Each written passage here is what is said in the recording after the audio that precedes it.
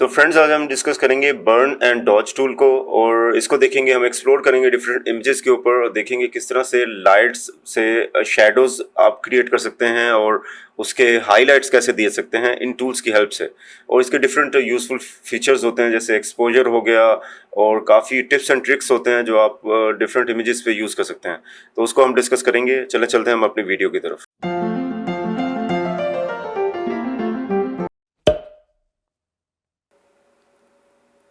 मैंने एक इमेज खोला हुआ है, इसके अंदर मैं बेसिकली एक स्टिल लाइफ है। स्टिल लाइफ होता है कि जो नॉर्मली लोग या तो डेकोरेटिव पर्पस के लिए यूज़ करते हैं या जो आर्टिस्ट होते हैं उसको उसके ऊपर से ड्राइंग की स्टडीज़ को सामने इस तरह का वो ड्रेपिंग्स जो कपड़े ड्रेप हुए हैं या कुछ वासेस या डिफरेंट प्लांट्स या कोई चीज़ सामने रखते हैं, उसको देख के ड्रॉ करते हैं। वो ड्रॉ करके एक तो अपनी ड्राइंग की स्किल बढ़ाते हैं, सेकेंडली वो इसके अंदर जो मेन चीज़ है वो है कि लाइट की स्टडी करते हैं। जैसे यहाँ लाइट पड़ रही है, यहाँ शेडो है, यहाँ लाइट पड़ रही है, यहाँ शेडो है, तो हाईलाइट्स शेडोज को वो स्टडी करते हैं या मिड टोन्स को स्टडी करते हैं।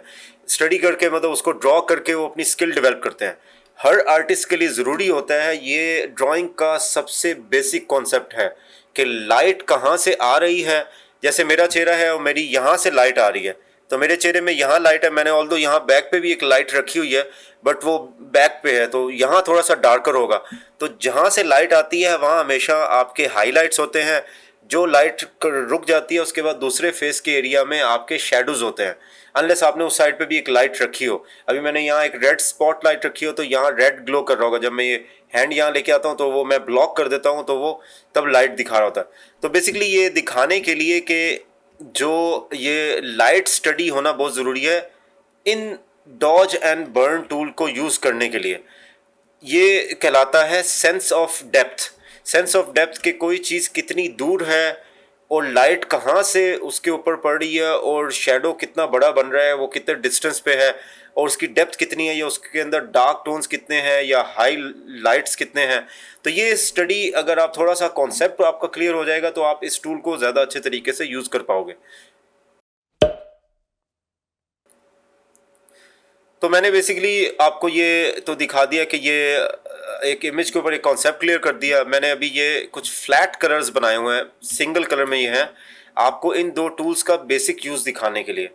ये आपको यहाँ पे टूल्स मिल जाएंगे, इन दोनों की शॉर्टकट ओ है। एक के साथ आपको शिफ्ट एंड ओ प्रेस करना होगा दूसरा की के लिए, बर्न टूल के लिए।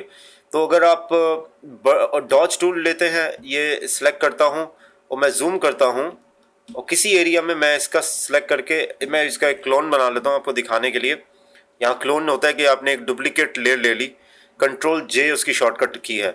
इसको मैंने थोड़ा सा छोटा किया और इसको मैंने थोड़ा सा ड्रैग करके यहाँ सराउंडिंग पे ड्रैग करना शुरू किया। अब मैं आपको एक थोड़ी चीज़ दिखाता हूँ। ये देखें, ये बेसिकली मैं उस जैसे मैंने वो लाइट की स्टडी आपको दिखाई, ये सेम कॉन्सेप्ट है कि लाइट कहाँ से आ रही है। मैंने उसका एक डॉज होता है बेसिकली चीज़ों को हाई लाइट्स में ले जाने के लिए या उसको लाइटर करने के लिए। तो मैंने इसको लाइट कर दिया। अब मैं अगर लाइट किया तो दूसरी जगह पे मुझे शेडो भी शो करना होगा। तो दूसरी जगह पे मैंने इसको मैंने ब्रश लिया और मैंने दूसरे टूल को यूज़ किया, बर्न टूल को। बर्न है बेसिकली किसी को जला देना, कोई भी कलर हो गया या कोई चेहरे के कलर हो गए या टोन्स हो गए, डिफरेंट पिक्सल्स के कलर्स हो गए, उनको ये डार्क करने के लिए यूज़ होता है। तो ये देखें, ये मैंने इसको लिया और इसको मैंने थोड़ा सा इस पर अप्लाई करना शुरू किया। अब मैं आपको इसको बिफोर एंड आफ्टर दिखाता हूँ। ये बिफोर है, ये आफ्टर है। यू कैन सी के जहाँ मैंने बर्न किया है वहाँ उसने शेडोज बनाए हैं और एक साइड पे हाईलाइट्स बनाया है। तो ये आप इन टूल्स का काफ़ी जगह यूज़ कर सकते हैं। अभी मैं इन इमेजेस पे मैं अभी रफली ट्राई करता हूँ और मैं इन सब पे डिफरेंट आपको टोन्स के हाईलाइट्स और शेड्स, अभी मैं सब जगह पे बर्न टूल का यूज़ कर रहा हूँ।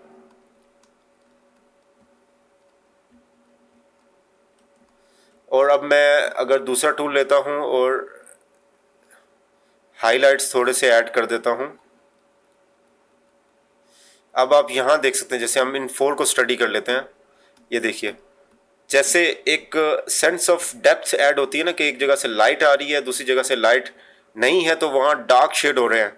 होता वो एक कलर ही है, सिर्फ वहाँ शेडो बनने की वजह से एक कलर की डेप्थ चेंज हो जाती है।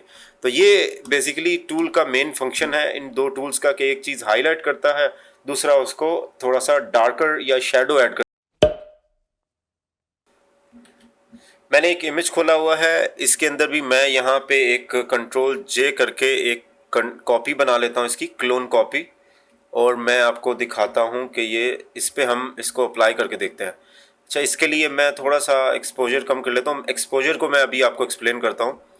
तो बेसिकली मैं अगर यहाँ पे थोड़ा सा इसमें लाइट शेड देना शुरू करूँगा, ये याद रखिएगा जो चेहरे होते हैं या फिगर्स होती हैं उस पे इसका टू मच यूज़ करना वो रियलिस्टिक नहीं रहता। ऑल्दो ये थोड़ा सा अभी भी थोड़ा ऐसे जो जिस तरह का इफ़ेक्ट आ रहा है वो इतना रियल नहीं है, बट ये इसका मैं आपको शो करने के लिए इसको थोड़ा सा स्ट्रोंग शो कर रहा हूँ। अगर मैं एक्चुअल में इस पर काम कर रहा होता तो मैं बहुत कम इसमें डेप्थ अप्लाई करता। सिर्फ ये क्या मॉनिटर पे दिखाने के लिए एक सर्टन डेप्थ ऐड होती है, वो मैं आपको दिखा रहा हूँ।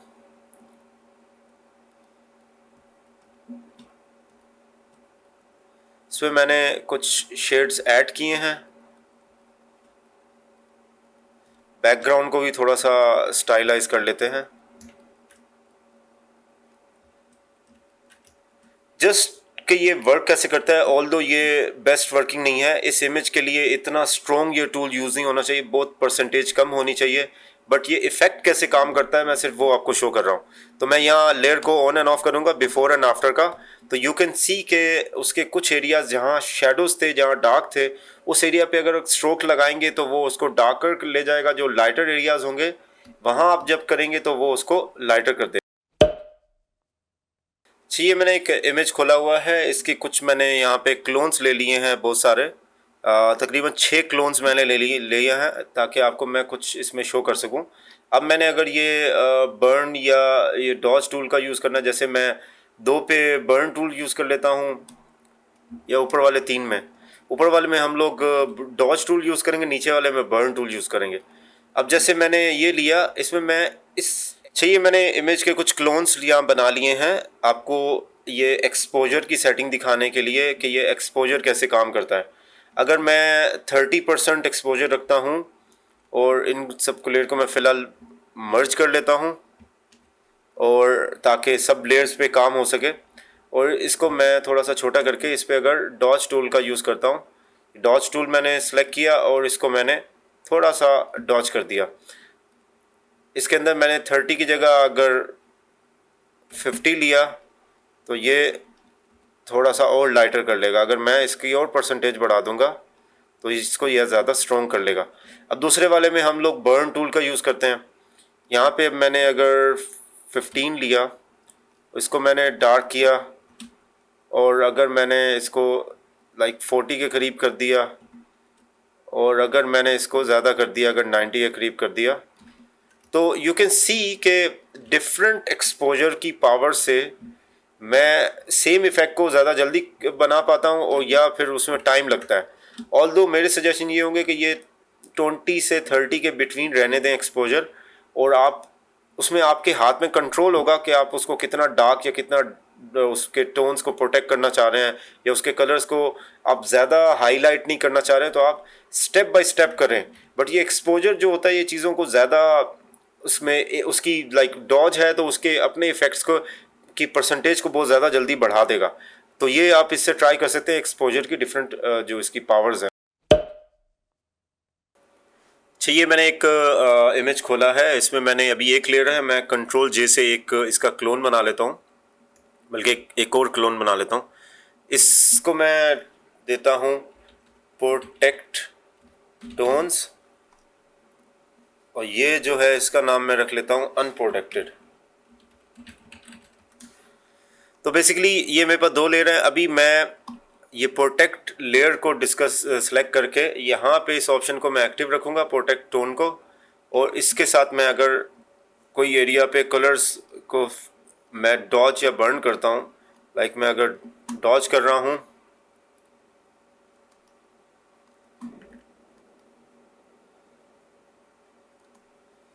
और इसके हाइलाइट्स बना रहा हूँ, यहाँ पे मैं बर्न टूल से इसके जो डार्क्स हैं उनको भी थोड़ा सा डेप्थ सेंस ऑफ डेप्थ दे रहा हूँ उसको मैं। तो ये एक इफ़ेक्ट तो इसमें क्रिएट हुआ कि इसने ऐसे किया।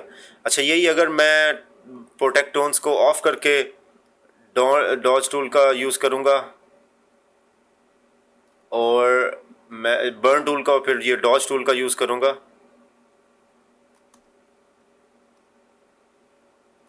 और इसको हम थोड़ा साइड बाय साइड रख के चेक करेंगे।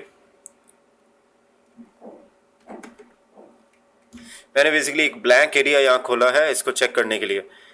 ये मेरा अनप्रोटेक्टेड है और ये वाली लेयर जो है मेरी प्रोटेक्टेड टोन्स के साथ है।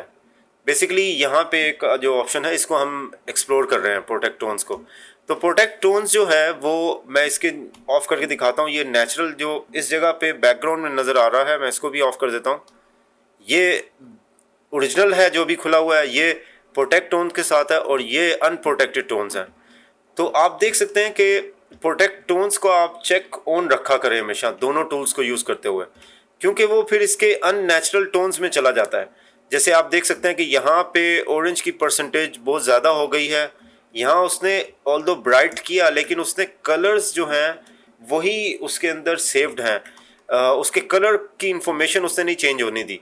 तो ये आप देख सकते हैं यहाँ पे जैसे बहुत ज़्यादा ब्लैक ऐड हो गया है। इस जगह पे देखें आप, डिफरेंट नंबर ऑफ टोन्स जो है उसने उसके कलर्स को प्रोटेक्ट रखा हुआ था, और मैंने यहाँ पे दोनों टूल्स को अप्लाई किया। बट प्रोटेक्ट टोन्स वाला जो है वो थोड़ा ज़्यादा रियलिस्टिक रहता है, उसकी ओरिजिनल कलर स्कीम्स के अंदर रहते हुए वो उस पर वर्क कर रहा होता है। तो इस चेक को आप ऑन रखा करें।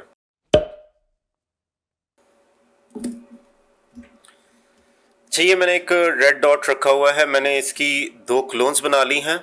मैं यहाँ पे आपको दो ऑप्शन दिखाना चाह रहा हूँ, एक ये एयर ब्रशिंग का है और ये दूसरा पेन प्रेशर का है।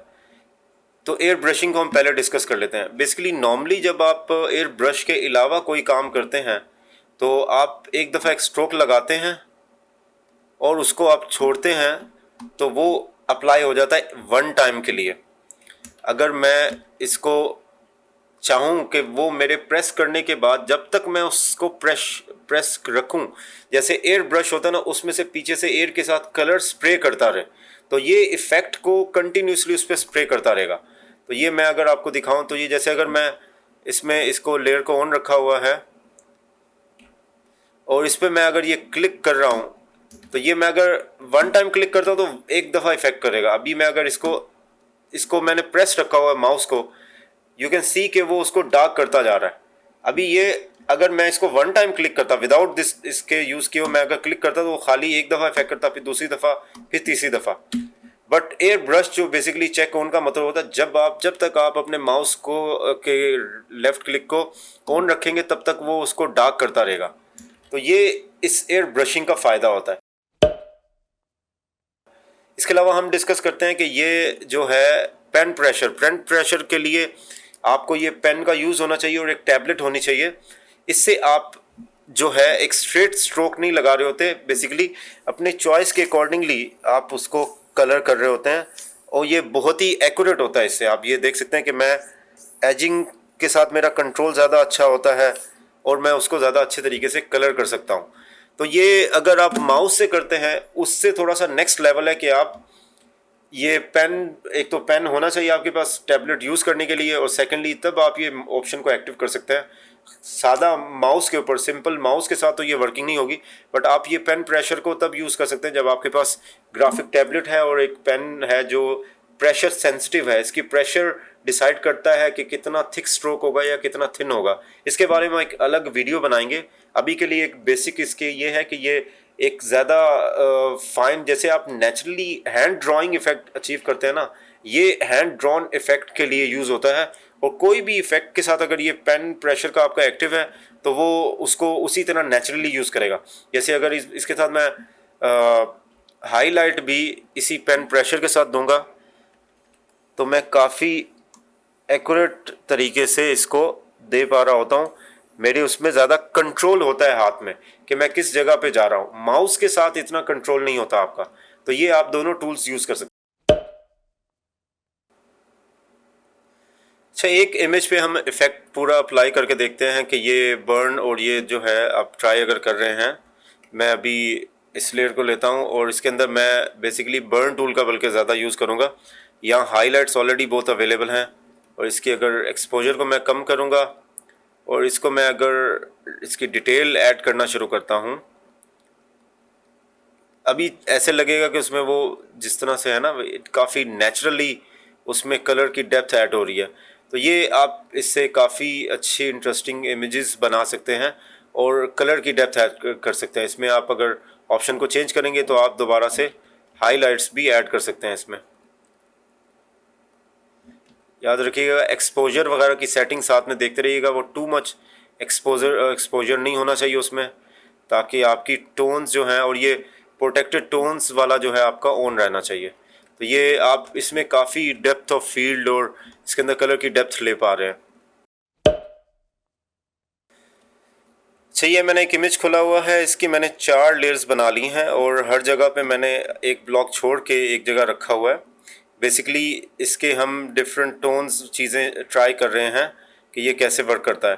तो इसको हम अभी एक वक्त पे एक लेयर ऑन कर लेते हैं और इसके अंदर हम वर्क करेंगे, जो लेयर सेलेक्ट करेंगे। और हम ये जैसे डॉज टूल का यूज़ करते हैं, तो इसमें मैं दिखाना चाह रहा हूँ कि ये डिफरेंट जो टोन्स हैं, यहाँ पे आपके रेंज के ऑप्शन है, ये कैसे यूज़ होते हैं। अभी ये करंटली मिड टोन पे सिलेक्टेड है। अगर इस इमेज को मैं इसकी रेजोल्यूशन कम कर देता हूँ और अब मैं थोड़ा सा दिखाने के लिए इसको मैं अगर हाईलाइट्स अप्लाई करता हूँ, तो आप यहाँ पे देख सकते हैं कि उसने इसके जो मिड टोन्स हैं, जो ना पूरी तरह लाइट है ना पूरी तरह डार्क है, ये उस पर इफेक्ट करेगा।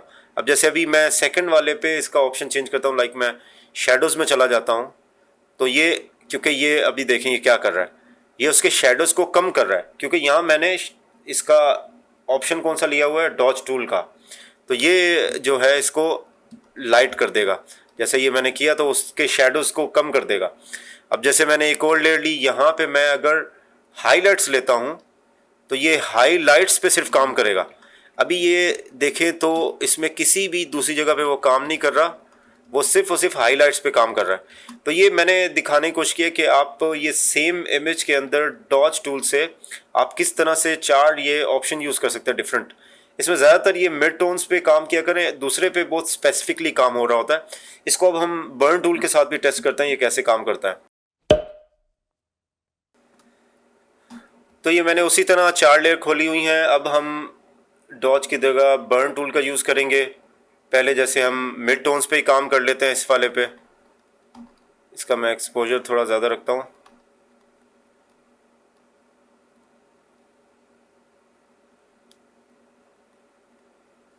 इस पे मैं इसके शेडोज़ पे काम करता हूँ।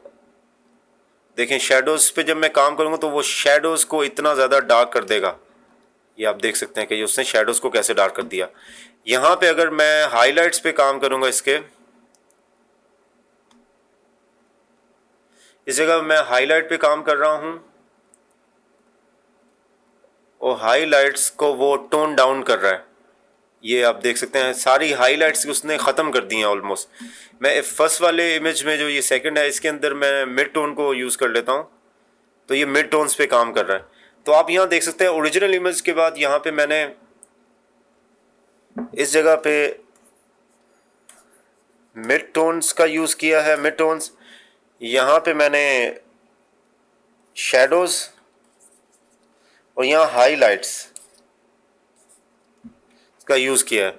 तो ये इस तरह करके आप डिफरेंट जो है ऑप्शंस को यूज़ करके इसको अचीव कर सकते हैं। आप यहाँ देख सकते हैं। चाहिए जैसे एक इमेज खोला हुआ है, इसके अंदर मैं दिखाता हूँ कि मैंने अगर बर्न करना है कलर को, मैं चाह रहा हूँ कि मिड टोन्स की जगह पे शेडोज़ जो हैं वो सिर्फ वर्क करें। तो ये आप यहाँ देखें मैं सिर्फ शेडोज़ पे काम कर रहा हूँ। मैं इवन हाईलाइट्स पे ज़्यादा किया भी तो उस पर इतना इफेक्ट नहीं आया। तो ये अगर मैं इसको हाईलाइट्स पे काम करूँगा तो इसी का मैं एक और क्लोन लेता हूँ और मैं अब हाईलाइट्स पे अगर यहाँ काम कर रहा हूँ तो हाईलाइट्स को वो टोन डाउन कर देगा। मैं इसका एक्सपोजर थोड़ा कम कर देता हूँ।